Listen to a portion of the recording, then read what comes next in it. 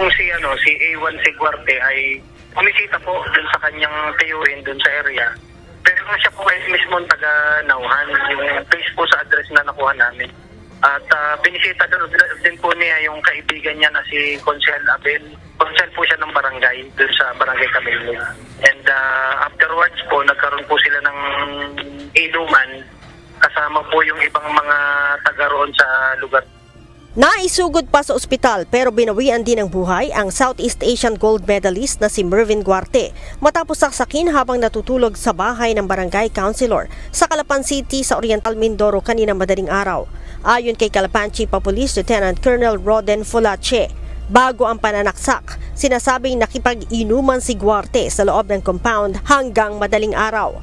Nakatulog din umano ito sa upuan sa loob ng bahay ni Councilor Dante Abel at doon ito sinaksak na hindi pa nakikilalang salarin.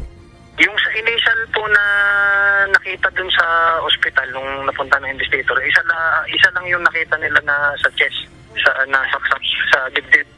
Nakausap pa umano si Guarte bago ito bawian ng buhay, subalit sinabi nitong hindi niya nakilala kung sino ang sumaksak sa kanya.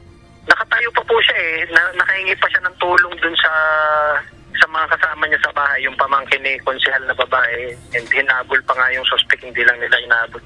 Tapos na-interview pa rin po siya ng ating investigator sa ospital, yung biktima. Hindi raw po niya nakilala sabi ayon sa kanya nung in-interview po nung investigator sa ospital. Hindi raw niya nakilala dahil tulog siya nung sinaksak siya. Nagising lang siya nung after nung nasaksak nga siya. Na-recover naman ng mga otoridad ang kitchen knife na pinaniniwalaang ginamit sa pananaksak.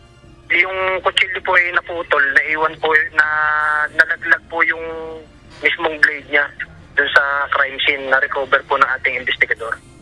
Isa sa tinitingnang anggulo ng mga otoridad ay ang posibleng pagkakaroon ng pagtatalo o hindi pagkakaunawaan habang nagiinuman.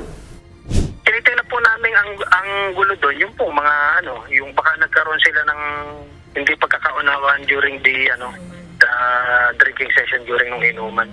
Kaya po yun po yung iniisa-isa namin po ngayon, yung mga pinapaloob namin yung kung sino yung mga taong kasama niya. Kaugnay nito, sinabi pa ni Lieutenant Colonel Fulache na itinuturing nilang persons of interest ang mga naging kainuman ni Guarte. Sa ngayon po ay nagpapalo pa lang po yung mga investigator namin. So yung POI nga po na tinitingnan natin po, yung kainuman niya na taga roon din po dun sa area. Kasi isang compound lang daw po yung pinangyarihan ng incident. Mayroon din kasi siya pong tiyuhin dun sa lugar. Nandun din po si konsehal, yung kaibigan niya. Sa ngayon, sinabi ng opisyal na nagpapatuloy pa ang investigasyon ng pulisya sa insidente. Si Guarte ay miyembro ng Philippine Air Force at naging gold medalist noong 2019 at 2023 sa Southeast Asian Games. Miyembro din siya ng Philippine Obstacle Course Racing Team at dati ring kasapi ng Philippine Athletic Team. Leia Ilagan, UNTV, News and Rescue. Diyos ang aming sandigan, serbisyo publiko ang aming pinahahalagahan.